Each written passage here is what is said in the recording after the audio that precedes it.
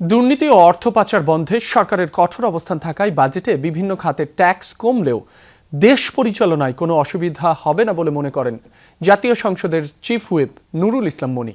দুপুরে জাতীয় সংসদের ভবনের এলডি হলে বাজেটোত্তর সংবাদ সম্মেলনে কথা বলেন তিনি। আরও বলেন, অতীতের রিওয়াজ বাদ দিয়ে বিরোধী দলকে এই বাজেট অধিবেশনে 31% কথা বলার সুযোগ করে দিয়েছে সরকার। পাশাপাশি বিরোধী দলের বেশিরভাগ প্রস্তাব গ্রহণ করা হয়েছে।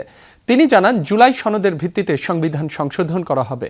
পাশাপাশি সংবিধান সংস্কারের বিষয়ে সংসদের বাইরে সরকার ও বিরোধী দল আলোচনা করবে বলেও জানান চিফ হুইপ।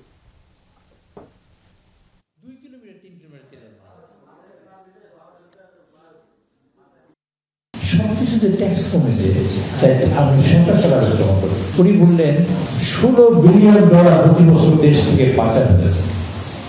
$16 বিলিয়ন যদি পাচার না হয়, তাহলে তো আমার দেশের মানুষ এই পাচারটা নামবে। এবার তো দুর্নীতি আছে। উনি বললেন যে চেষ্টা করুন দুর্নীতি যাতে কমে, আর ডিসেন্ট্রালাইজেশন যাতে হয়, আর এই $16 বিলিয়ন যাতে পাচার না হয়, তাহলে আমাদের টাকা কোনো সমস্যা নেই।